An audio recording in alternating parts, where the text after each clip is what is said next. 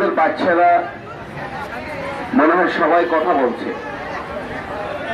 আমি শিক্ষকদের কাছে বিনীত অনুরোধ করছি, আমাদের শিশুরা 5 মিনিট কোনো কথা যেন না বলে। আমি জাস্ট, প্রতিটি অনুষ্ঠানের তো একটা তাৎপর্য থাকে, আমরা কেন করি।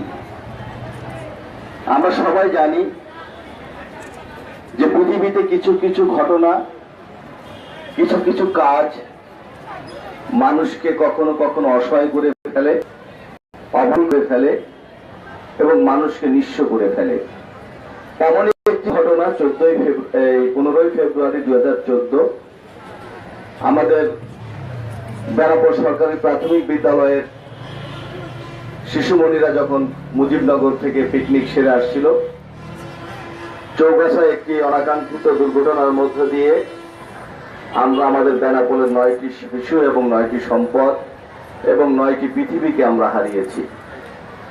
আপনারা সবাই জানেন, বাংলাদেশ সরকারের মাননীয় মন্ত্রী, বাংলাদেশ সরকারের শিক্ষা মন্ত্রণালয়ের সচিব এবং প্রাথমিক বিদ্যালয়ের অধিদপ্তরের মহাপরিচালক থেকে শুরু করে তৎকালীন ডিসি, এসপি যারা ছিল, তাদের সকলের তৎপরতা আপনারা খেয়াল করেছিলেন।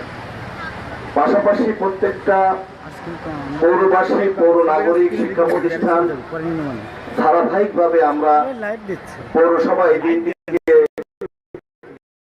পৌর শোক দিবস, এই পৌর শোক দিবসের প্রতি একটি শ্রদ্ধাবোধ জন্ম নিয়েছে।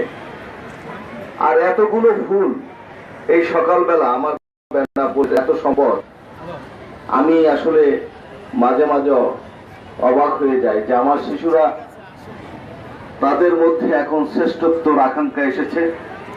আমার শিশুরা যাদের মধ্যে জয়ের স্বপ্ন এসেছে, তারা সারা দেশকে, বিশ্বকে নেতৃত্ব দেওয়ার আকাঙ্ক্ষা এসেছে, এগুলো আমাদের সন্তানদের মধ্যে আগে ছিল না।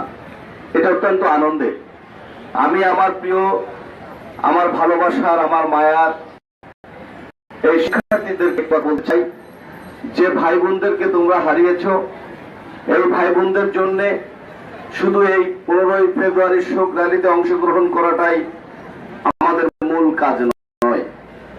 এই দিনটিকে আমরা একত্রিত ভাবে তাদেরকে ফুল দিয়ে শুভেচ্ছা জানাই এবং তাদেরকে স্মরণ করি, এটাও তাদেরকে আমাদের স্মরণ রাখা। কিন্তু তাদের জন্য যদি আমাদের কিছু করতে হয়, তোমাদের কিছু করতে হয়, সেটা হচ্ছে তোমাদেরকে মানুষ হতে হবে, শ্রেষ্ঠ মানুষ। তোমাদেরকে সচিব হতে হবে,